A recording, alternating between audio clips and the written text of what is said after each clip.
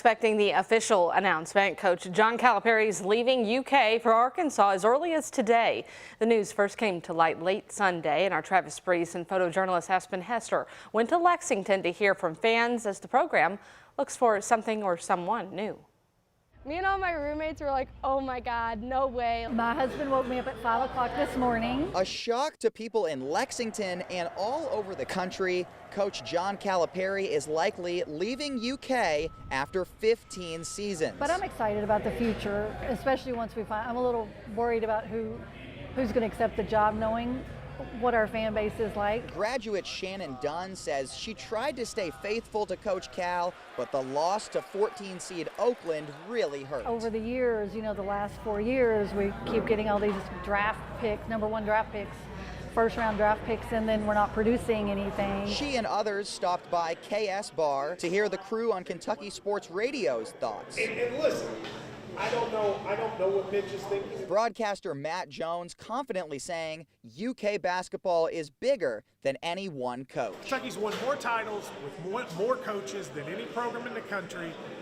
Cal did a great job, but Kentucky basketball is bigger than Calipari. On campus, some students say Coach Cal should not expect a warm welcome if he comes back to Rupp Arena in red. Everyone's going to be roasting Cal like crazy, hoping that we win and that he regrets his decision. But who will be coaching the home team? Our players are exceptional, and that's something that who knows if we're going to have again if Cal leaves. Many fans thankful for Cal's national title and all the swag he brought to the program. At first, he brought a lot of excitement.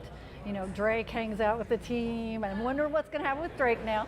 Travis Breeze, WHAS11 on your side.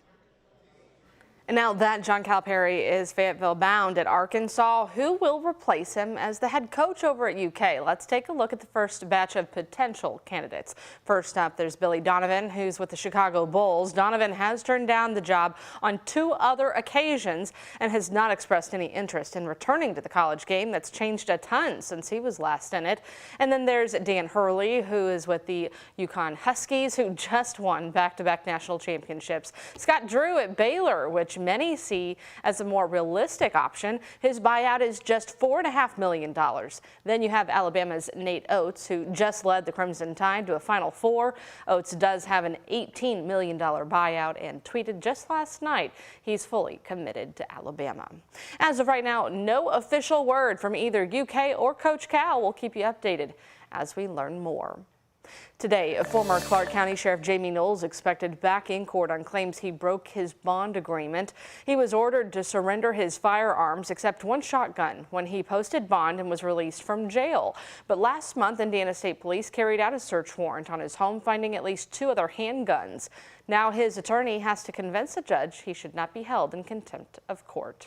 Knoll is facing 25 felony charges, including counts of theft, tax evasion, and corrupt business practices. His wife, Misty, and daughter, Casey, have both been charged and are each expected in court today for separate hearings. In total, the family is accused of spending upwards of $5 million on business credit cards for their personal use. Metro Police are investigating a deadly shooting in Park Hill. It happened around 10 o'clock yesterday morning at Woodland Avenue and Cypress Street. Police say a man died from gunshot wounds. A community activist there told us that shooting was just 50 yards from a memorial dedicated to homicide victims across Kentuckiana. We have to continue to teach what that is. We have to continue to teach who we are. The killing has to stop. Mothers is crying, grandmothers are grieving, and our children are being orphaned. Police say all parties of that shooting are accounted for, but it's unclear if anyone will be facing charges. Conversations around Louisville's consent decree continue this week. The agreement would require reforms within Metro Police and our government. Last night, concerned citizens were able to meet with the Department of Justice officials to talk about these negotiations.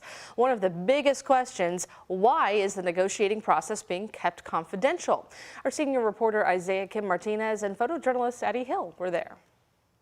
I'm concerned about the inhumanity that's being practiced on my people as if we're lab rats until all of this is worked out. Louisville citizens like Miss Monica Thomas pleading to U.S. Department of Justice officials to act with urgency and include the public in the steps toward a solution. So I'm hoping that civilian representation is present. We saw signs reading "Justice for Breonna Taylor" and "Arrest the Bad Cops" in a packed room at the Republic Bank Foundation YMCA on Broadway. The DOJ hosting a community meeting to update the public on the status of the agreement that'll dictate LMPD's path forward. Officers and the chief herself in the room. Identify all the changes that are going to have to happen in the police department. In February, federal and city leaders began negotiations on a consent decree, the settlement that'll require LMPD make a list of reforms. Those talks are happening behind closed doors, alarming those whose trust in these entities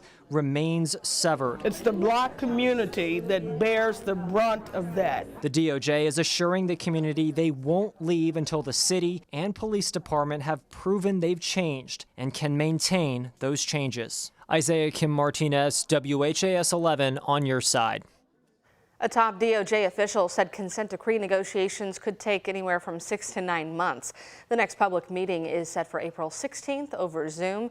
The details on how to get involved are online at this story at WHAS11.com. Kentucky's Governor Andy Beshear has just vetoed 2 pieces of legislation taking aim at Louisville. The first is a resolution to create a task force looking into the possibility of splitting up Jefferson County Public Schools. The resolution called for a review of the district's performance and to determine if it would be better off as smaller districts. In his veto message, Beshear called the measure unconstitutional. He said those who live in Jefferson County should make decisions about the public school system, not lawmakers. He also vetoed a measure to make future Metro Council and mayoral races nonpartisan. Beshear said Jefferson County residents themselves voted to form this type of government and called the bill's aim to dismantle it anti-democratic. The legislature is set to reconvene at the end of the week and will have the opportunity to override the governor's vetoes. Still ahead.